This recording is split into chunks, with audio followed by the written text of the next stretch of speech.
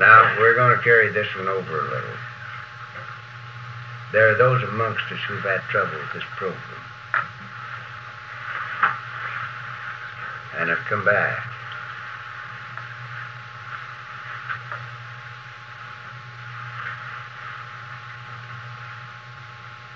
In my own experience, I've known quite a number of people in my years who have, after a while, decided that our meetings were necessary, that they had learned their lesson, and that they no longer needed to get into these meetings, and that they would practice the principles in their own way and not attend meetings.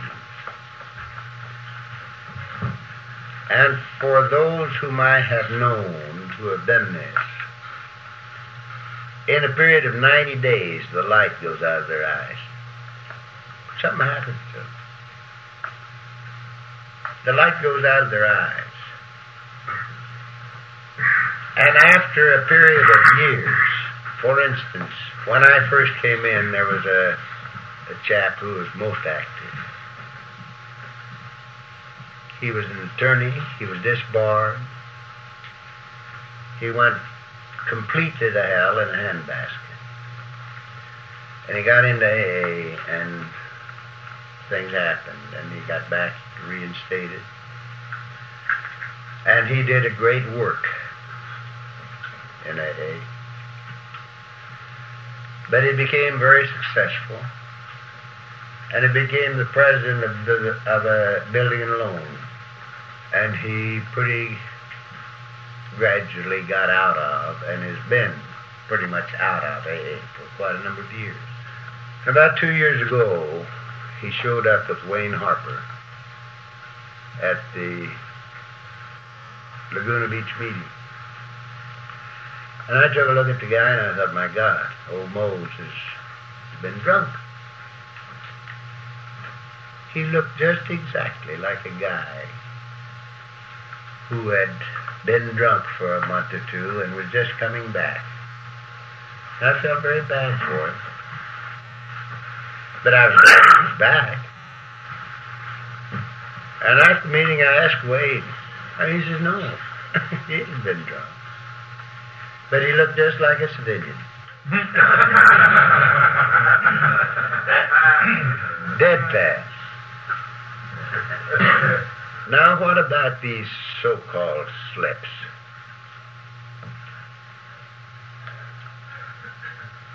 What do we do about them? We're alcoholics. I'm an alcoholic. And again, I can't live and drink, and I can't keep from drinking.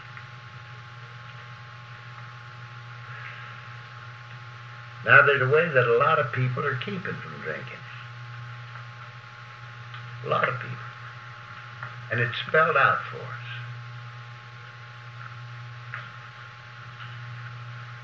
And it's important enough to me that I do it, because I don't want to get drunk anymore.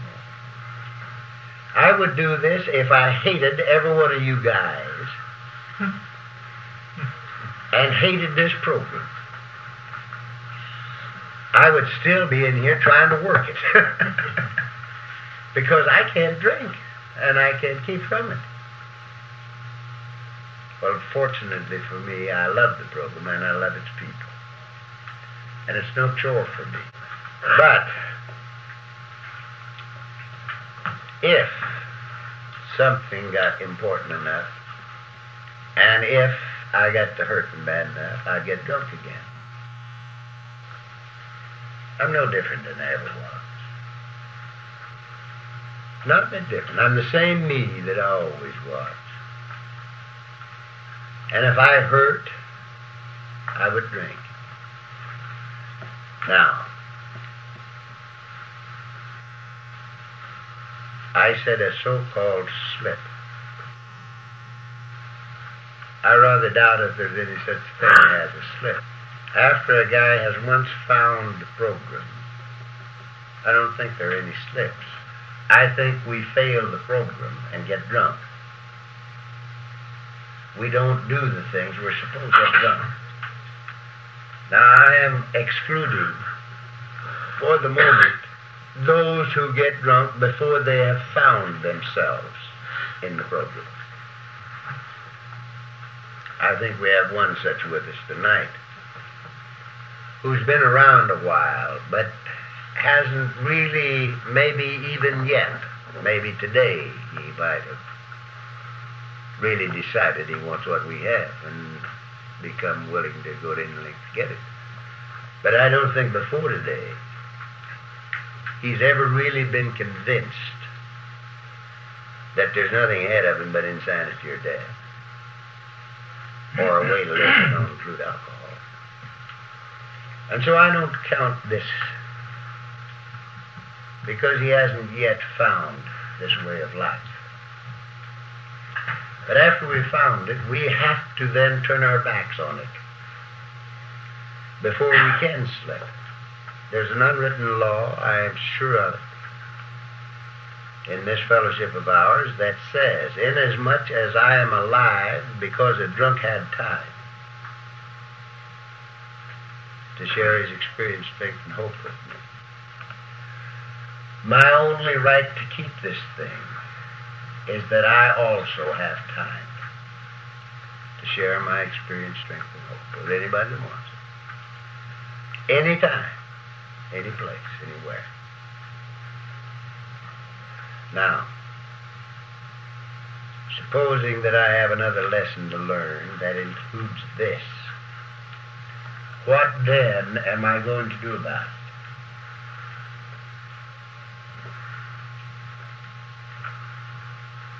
I've had 17 months of this way of life, and no man can take this away from me. Even a drunk can't take this 17-year period away from me. So I still have it. But I can't come back and start where I left off.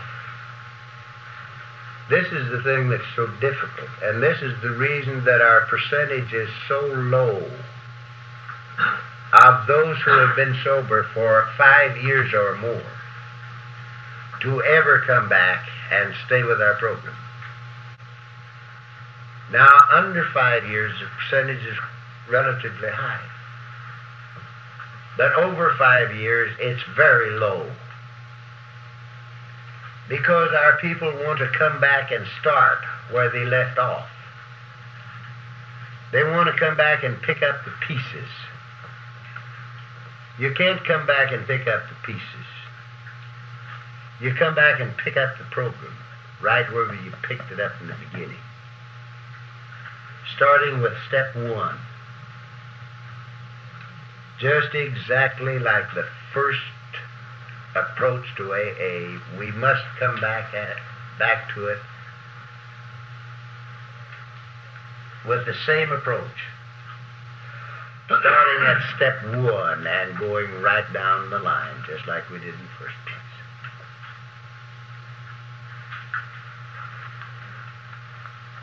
I don't know how many in this room remember the chap, the Texan that came in the same time I did. He was sober 5 years, and his wife was an alcoholic. And she too was sober. And we used to talk as a team back in the early days, and he was a great guy, and so was she.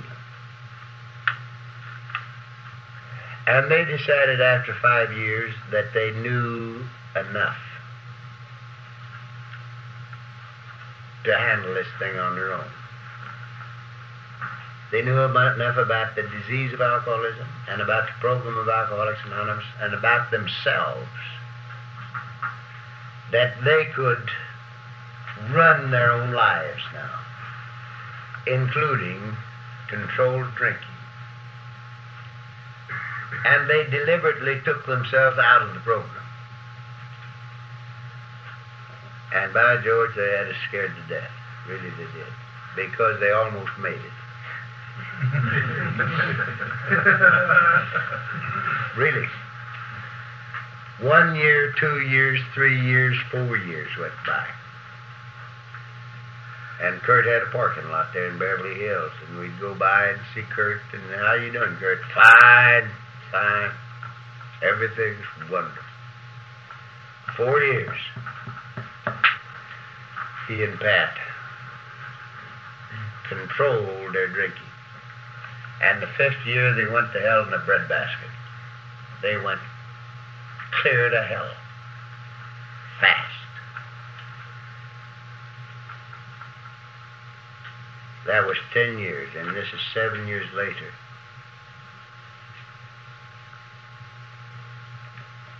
And to the best of my knowledge and belief, Kurt has never made it. He came back, and I'll never forget the first time that he came back to the Beverly Hills Tag. And he says, Chuck, if you think it was tough coming the first time, try it again. He says, this is just like coming back to a mansion you once owned and sneaking up to the back door and asking for a handout. He says, this is a toughie.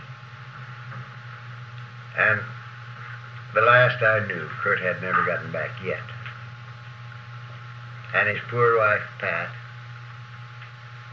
many of you will remember Manuel Rios. Manuel was a great, great guy. He had cancer.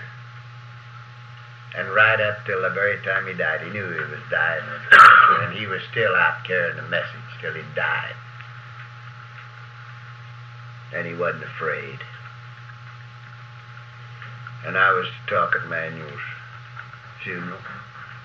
And it was on a Saturday, and everybody loved him to death. So there were several hundred people there. And just before I went in, a guy came by and slipped me a little clipping out of the paper. And it says, woman who was failure at life was success at suicide. And this was Pat, Kurt's wife. She'd taken her own life. So you see, we are in a pretty serious business. We can't run our own lives. We can't keep from drinking. If we could have done this thing, gentlemen, we would have done it before we got here. We tried every way under heaven to beat this rap. And all the man-made remedies that there are, we tried. And we could not beat it. And we came here, and by the love and sharing of a bunch of drunks, and by the grace of God that makes this possible, we found a way to live without drinking. And it's a serious business. And we didn't do it. Something did it. And so, I think that it's up to us, recognizing this, to thank God for the privilege that we have of carrying a message, and carrying it as long as we have breath within us. And if then by some reason we do have a detour, that we have the grace to read the lesson and come back and start at the very first step, right at the beginning, and pick up the program and do the same things over that we did in the first place, and come back and stay. That's a long discourse on that one little question, but I wanted to talk a little about it. Now, if there are any comments, gentlemen, I'd like to hear them. I do not care to do all the talking. I felt the same way you do. It tears me to pieces. I moved mine down to 1 year. somebody on a few weeks or a few months, well, he's going to get back on it and it'll be fine. But after a year, it's been my observation, it's rough as a cob for him to come back and really make her stick. You know, I've talked to myself about that thing quite a bit. It seems to me that a person who comes in and out, each time he drifts away, no matter how long he's been in or how short a time, he chips away a little of the value of the thing. He reduces his own confidence in it. And I think that this habitual coming in and going out, eventually the program will lose its value to that individual in most cases. I mean, that's the way I think that explanation of coming back and picking up the program, this is the second time I've heard that once before, rather than trying to pick up the pieces. I think that's the whole thing. The guy comes in and tries to put it back together, but it isn't put back together. Just to start from scratch. That's certainly something to work on when you're working with people who are coming back. A new idea from the young men. Well, I am one of those guys. I had 13 months. And I'm just kicking back now. That's reading for this little fix right now. I believe I started with it. And it's rough. I have to start right from the first. Right from the first. Now let's look at this thing again. Just from this one little premise.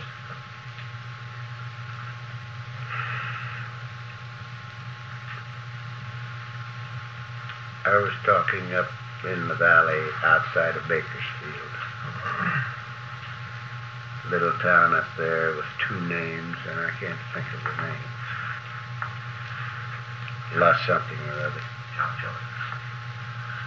And they told me that there was an Indian girl up there that was just coming up for her birthday. And she had been so excited about my coming. But she'd taken drunk.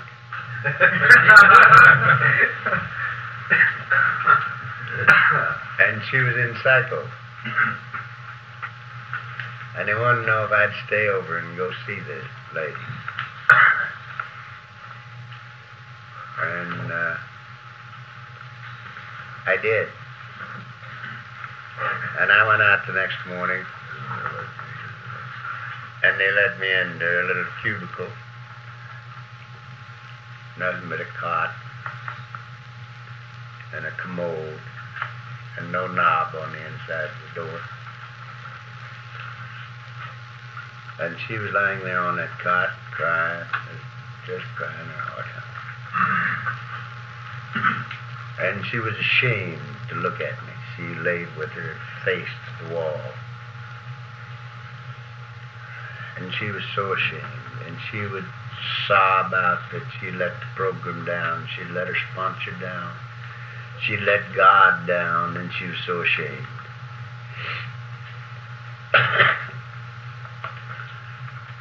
And I tried to tell her the difference between humiliation and humility.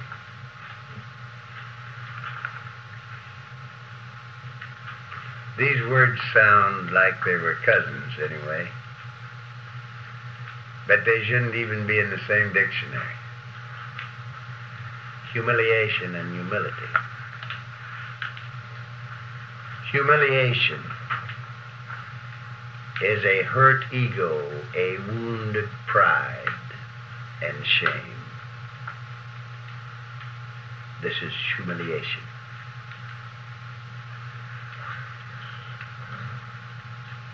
Humility, on the other hand, has nothing to do with ego. It has nothing to do with pride or shame. It has a dignity and a value that is indescribably wonderful. A dignity and a value that comes from the knowledge that it isn't I, but the Father in me, he doeth the works.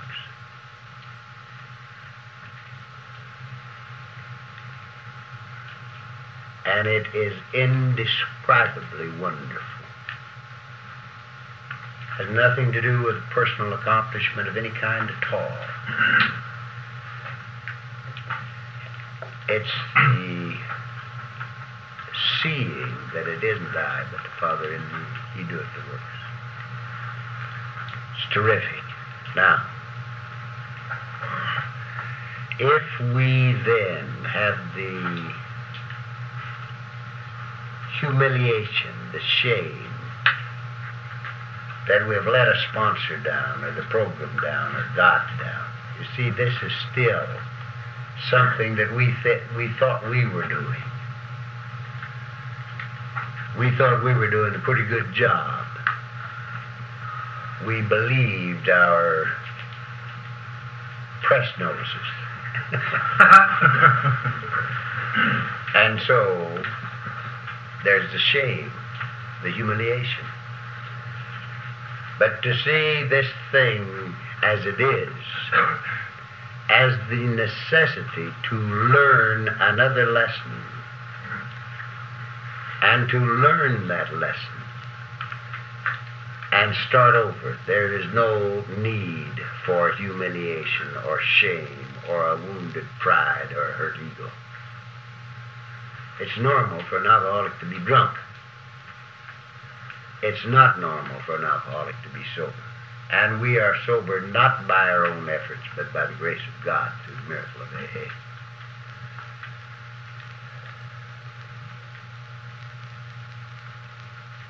And we can pick up the program. And we can go just like we did in the beginning. Or maybe better for having had this experience. If we learn the lesson. There's nothing in me that wants to judge a man or a woman that don't grab this program and run with it. Or that have trouble with it. Because I know that until I had found this way of life by fulfilling certain conditions, that there was nothing in the world that could have taken me out of that shame and that wounded pride and that hurt ego and that humiliation and that damnable necessity to win this thing on my own. You know?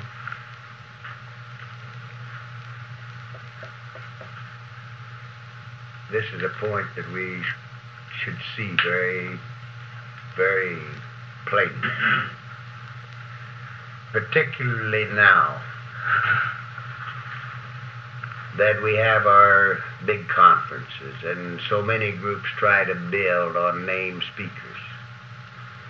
This is one of the worst things that could happen to us, either as a society or as individuals. This is heady wine. There are few people that can stand the circuit. Really, there are few that can stand the circuit because it's just sort of normal for us to get to believe in our press notices. You know? And it's the most dangerous thing in the world. And so many of our big speakers, well, take our beloved Paul, probably the best speaker that ever came out of this country. 15 years. I think he was the first man in California, apart from our founder, Bill, who ever got a standing ovation in California, in AA. Paul had 15 straight years. And he got to the point where he was going out to do it for the drugs. 2 years ago, Christmas. He had a drink, and it didn't last two months. And he was dead after 15 years. This is one of the great hazards. I thought for a little while it was going to destroy my beloved Jack sitting right over there. I really did. I was concerned. And when I saw Jack at his 10th birthday, he was as different a man as he was the last time I'd seen him, as if I'd never seen him before. Did you know that, Jack? No.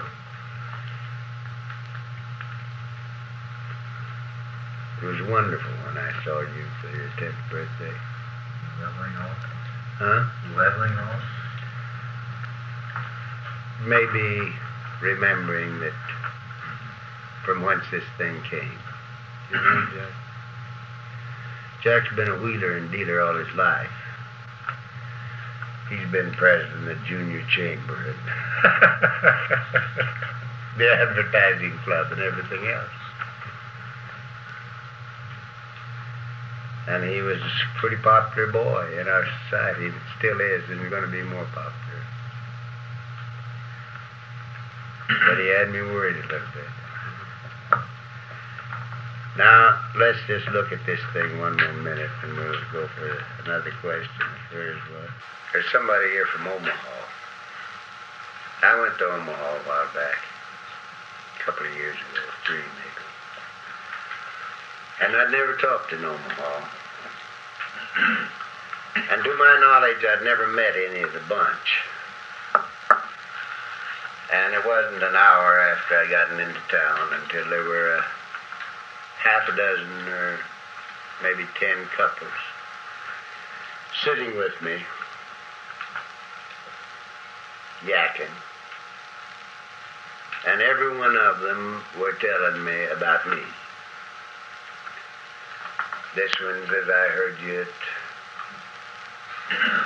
Oklahoma City, and you said so-and-so, and it was my key.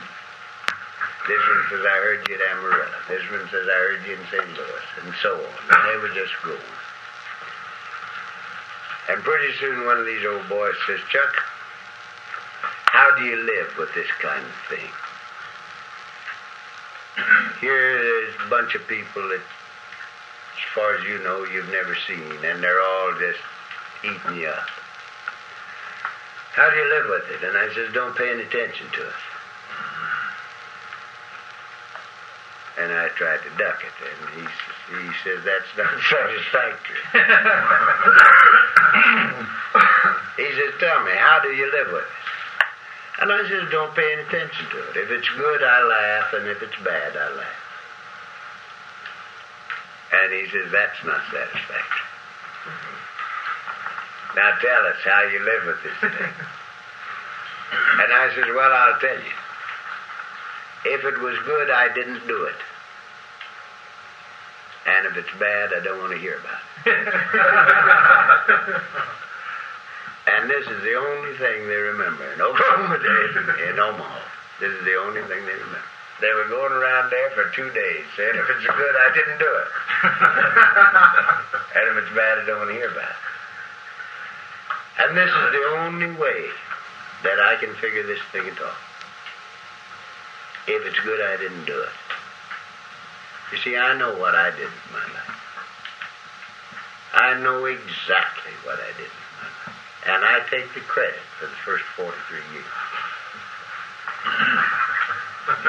You can give me all the credit for that.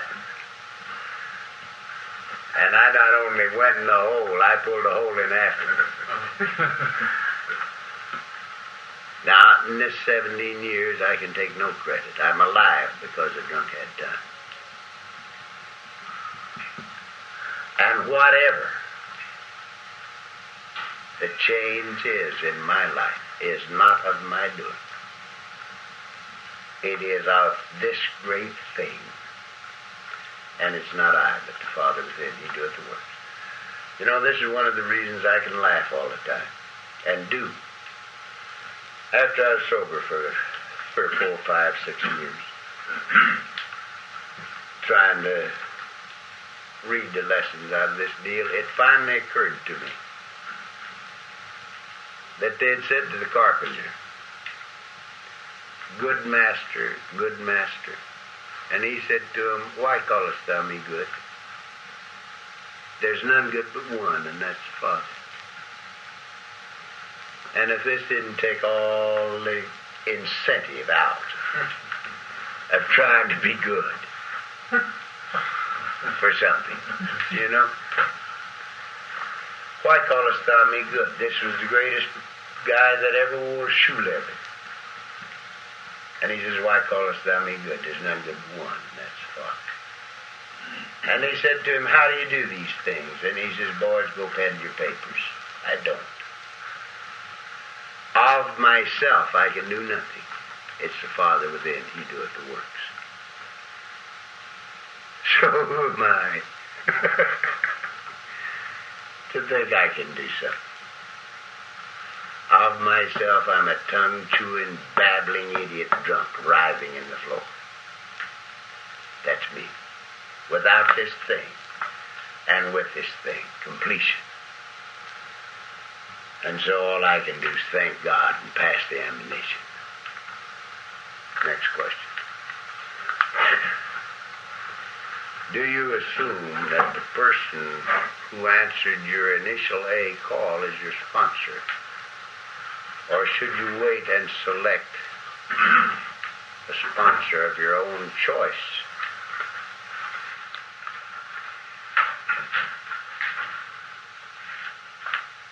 Somebody want to answer?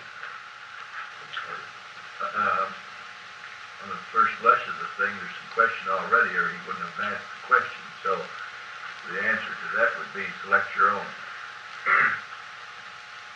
Or he wouldn't have asked it.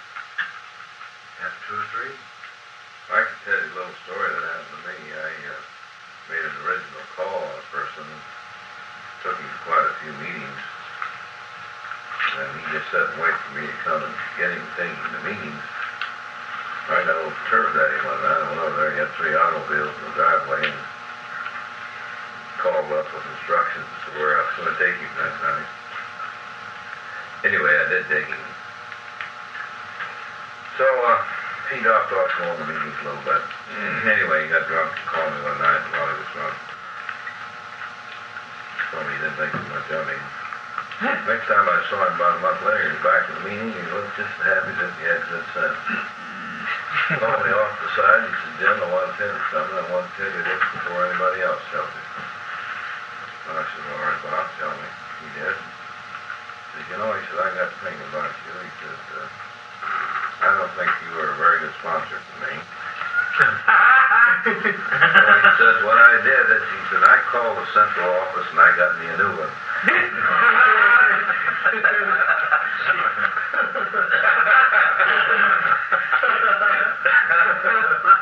So I kept a straight face as well as I could until I got out of there. This is just what he should have done. Just what he should have done. Well, Chuck, I'd like to relate what happened to me. Frank, as you know, is my sponsor. And he was the one that made the initial call. And after we had gone to 3 meetings in Frank's home, he hadn't, well, of course, at that time I was in his home. But after this, he'd have me come down to his home about an hour before the meeting and sit there and let me empty everything that was on my chest or everything that happened that day. And we'd all go back to his home after the meeting and have another meeting after the meeting. And I remember Frank on the 3rd night coming from Signal Hill. And on the way down his house, he said, Jack, I want to tell you something. Now, I made the initial call on you, but I have something I would like to suggest, and that is that you look around. You look around, take your time, and pick out someone that you would like to have as sponsor. That you would like to have sponsored. Be your sponsor. Now, this was terrific, I thought. And the reaction was terrific. Well, of course, what it did in this case, it made me much closer to Frank. Then when I got to the point where I was doing fellow step work, I was afraid to let these babies talked to him in mouths for fear they would get them off the track. And after I'd been around and grew up a little bit, I knew this was absolutely wrong. So I started using the very same thing. Even though I made the initial comment, look around and pick out somebody, and many of them did, and they're sober and they're on the program today. And I think this is the approach, or I think this is one of the approaches. Don't you think we all are each other's sponsors? I get as much out of every person in every room. I think that my original sponsor's drunk now anyway, but and I can't help. I've tried, not that I ever did, but I tried to carry the message back to him, and I can't get across. He lives down your way, by the way. You know him, Dave. But the sponsor idea, I think, to me, just kind of swoops up and moves into the whole organization, and we're each other's sponsors. I get more out of Harold, which is 10 years younger than my sponsor. 20 years, or 18 years, it doesn't matter anyway. And then I ever got out of my sponsor, and he is a third the age of my sponsor would have been, or fourth. So I think we sponsor each other. Well, I figure that I've got a lot of sponsors. Got a book with addresses. I have never, everyone I've ever called on, when I can't get hold of one, I get hold of another. How long do you consider yourself as a person's sponsor?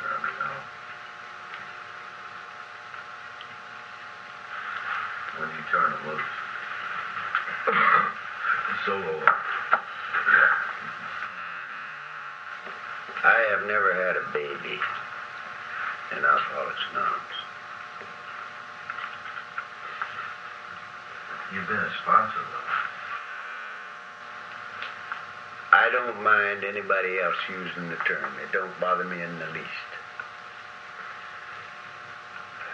But I have never used it in my own thinking or parlance in the 17 years I've been here. Because I'm afraid I'll get to thinking that I've had something to do with your sobriety. I slipped on that a moment ago, and I didn't mean it that way, and I corrected you. Remember that? Yes. I'm not criticizing it. Yeah, no, but it was. Eddie Bolin will get up and say, "This is my baby, that's my baby, that's my baby, and these two down here are their babies, and they're my grandsons," and he'll... And it's all right for him. It's all right for him. But I cannot do it. I have never used the term in my life. Now,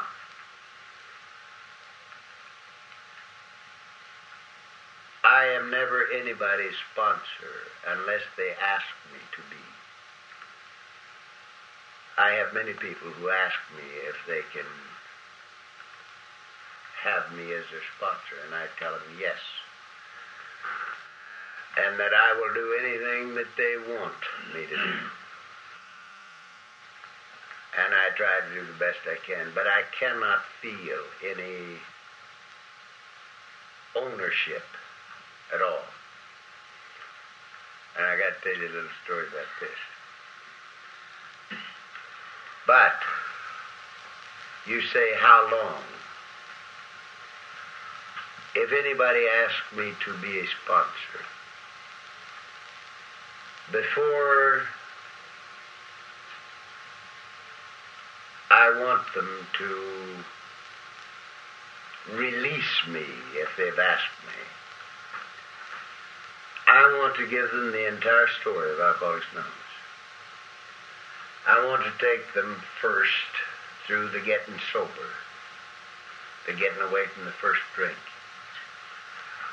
and how important it is that we just decide to die if we have to, rather than to take that next drink. Because if we would rather be dead than to take it, we either have to die or take it. Something happens.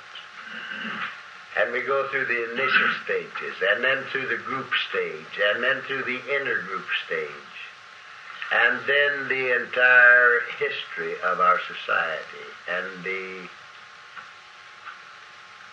general service stage, the intergroup office on the international level. I think sponsorship carries with it the necessity to go clear through the whole story, explaining everything in it, including money. We're so goddamn spiritual, we're afraid to talk about money, you know. You see? Money has a very definite place in our society, and we should tell our people what the money is spent for and how it goes and what it does, and the necessity of putting in the dough in the basket and of supporting our intergroup offices and our international intergroup office. This is all a part of sponsorship. And I would never release anybody, just as I would never take anybody. I don't even assume when I make the initial call. And lots of times it's cold turkey. I am not opposed to cold turkey calls. I don't believe that we have to wait till somebody asks. I knock on the door. Many of them, I knock on the door, and it's surprising what happens. But the point I'm trying to get over is to make the job thorough and to have no ownership in it whatsoever. Feel no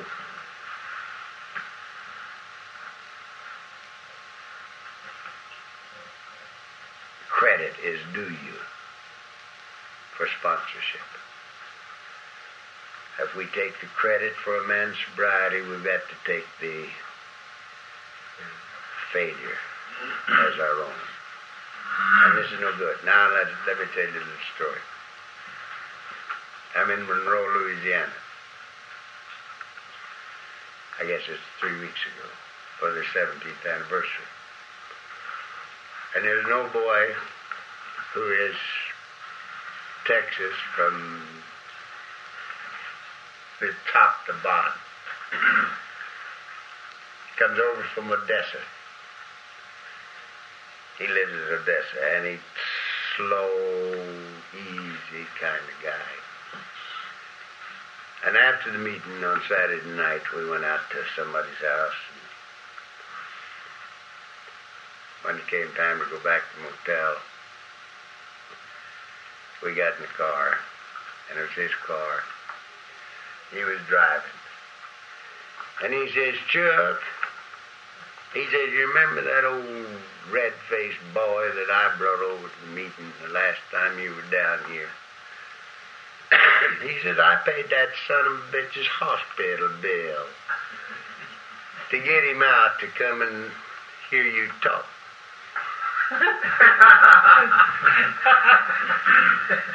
And he says, I have been wet nursing that son of a bitch for 2 years. He says, I had got him out of more scrapes and spent more money on him. And said that son of a bitch had puked on everything I owned. He says, I had me a new pair of shoes and he puked in them and ruined them. And he says, you know something? That son of a bitch has been sober ever since he heard you.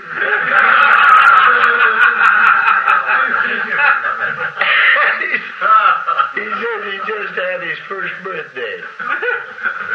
And he wanted me to give him a lighter with the Serenity Prayer on it. And I said, if you want a lighter, you go to Laguna Beach. And he said, do you know what this has taught me? He said, I ain't never going to try to tote the message anymore.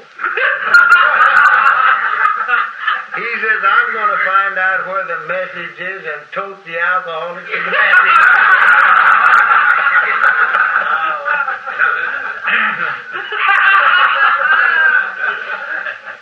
Well, I've been time he'd gotten this thing told, I was hurting every point of it. I just pretty nearly died. I never laughed so hard in my life.